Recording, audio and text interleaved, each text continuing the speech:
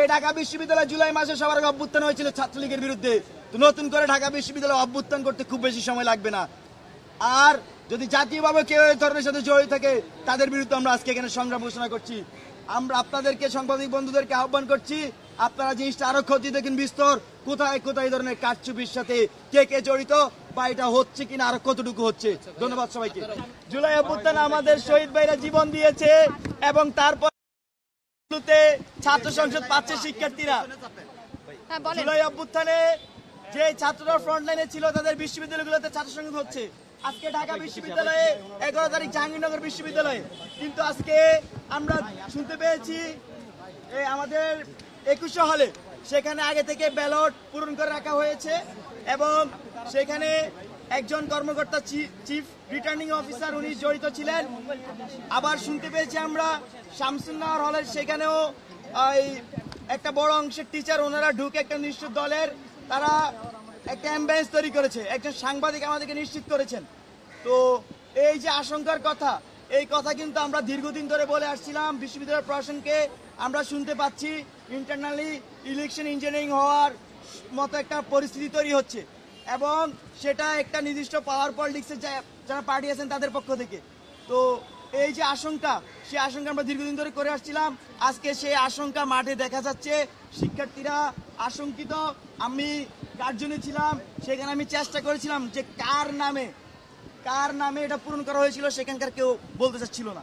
তো তার মানে নাম প্রকাশ করতে যাচ্ছে না, এর মানে হচ্ছে এখানে এ ধরনের একটা বড় সম্ভাবনা তৈরি হচ্ছে যে ভোটে কোনো ধরনের ইঞ্জিনিয়ারিং হচ্ছে কিনা বা করছে কিনা কেউ। এবং আমরা জরুরি সংবাদ সম্মেলন ডেকেছি বৈষম্যবিরোধী শিক্ষা সংসদ প্যানেল থেকে। আমরা ঢাকা বিশ্ববিদ্যালয়ে একটি সুষ্ঠু নিরপেক্ষ ইলেকশন চেয়েছিলাম, এখনো চাই।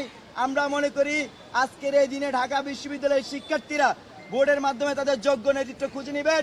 জুলাই অভ্যুত্থানে এই ক্যাম্পাসের শিক্ষার্থীরা অবদান রেখেছে, সারা দেশের সকল শিক্ষার্থীরা অবদান রেখেছে। তারা এই ছাত্র সংসদগুলো নিরপেক্ষ ছাত্র সংসদ তারা প্রাপ্য। আমরা মনে করি যারা এভাবে ক্ষমতাকে কুক্ষিগত করার চেষ্টা করছে, যারা নির্দিষ্ট দলকে জিতানো এজেন্ডা বাস্তবায়ন করার চেষ্টা করছে, তাদেরকে ব্যালট বিপ্লবের মাধ্যমে শিক্ষার্থীরা রুখে দিবে। আমরা আরো প্রায় 10 দিন আগে থেকে আশঙ্কাটি জানিয়ে আসতেছিলাম।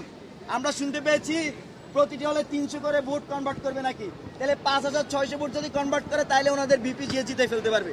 তো আজকে এই ধরনের এজেন্ডা কতটুকু বাস্তবায়ন করতেছে এটা আপনাদেরকে খতিয়ে দেখার জন্য সকল সাংবাদিক বন্ধুদেরকে আহ্বান জানাচ্ছি। আর আমরা দেখেছি এই যেখানে বুথ ইলেকশন কেন্দ্র, যেটা নির্বাচন কেন্দ্র, সেখানে একটি নির্দিষ্ট দলের এজেন্ট সংখ্যা অনেক বেশি দেওয়া হয়েছে এবং সেটার জন্য শিক্ষার্থীরা আশঙ্কা প্রকাশ করছে।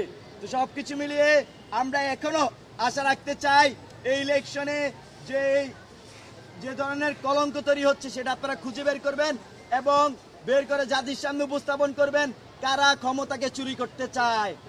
আমরা দেখেছি হাসিনা ক্ষমতাকে চুরি করতে গিয়েছিল, আমরা দেখেছি হাসিনা রাতের ভোট করেছে, আমরা দেখেছি হাসিনা ইলেকশনে ডামি ইলেকশন করতো। আমরা হাসিনার এই আমলটা বেশি দিন হয় না যে আমরা পার করে এসেছি। নতুন করে যদি কেউ এরকম করতে চায় তাহলে ঢাকা বিশ্ববিদ্যালয় আবার অভ্যুত্থান হবে। এই ঢাকা বিশ্ববিদ্যালয় জুলাই মাসে সবার অভ্যুত্থান হয়েছিল ছাত্রলীগের বিরুদ্ধে। তো নতুন করে ঢাকা বিশ্ববিদ্যালয় অভ্যুত্থান করতে খুব বেশি সময় লাগবে না। আর যদি জাতীয়ভাবে কেউ এই ধরনের সাথে জড়িত থাকে তাদের বিরুদ্ধে আমরা আজকে এখানে সংগ্রাম ঘোষণা করছি। আমরা আপনাদেরকে সাংবাদিক বন্ধুদেরকে আহ্বান করছি, আপনারা জিনিসটা আরো ক্ষতি দেখেন বিস্তর, কোথায় কোথায় এই ধরনের কারচুপির সাথে কে কে জড়িত বা এটা হচ্ছে কিনা আরো কতটুকু হচ্ছে। ধন্যবাদ সবাইকে।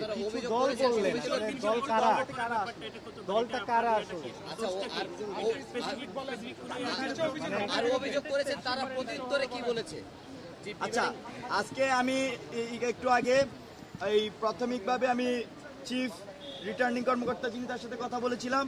স্যার বলেছেন যে তিনি বিষয়টা অবগত, কিন্তু কারা করেছে সেটা তিনি অবগত না। কিন্তু পরবর্তীতে আবারও স্যারের সাথে আমি কথা বলবো, এখন বুঝার চেষ্টা করছি কি হবে। আর হচ্ছে আমাদের জায়গা থেকে যে আশঙ্কা আমরা আগে করছিলাম তার একটা প্রতিফলন যখন আমরা ফিল্ডে দেখেছি, এটাই সবচেয়ে বড় আশঙ্কা শিক্ষার্থীদের মধ্যে তৈরি করেছে। কারণ এই জিনিসটা কিন্তু শিক্ষার্থীরা এই সংকটটা করছে।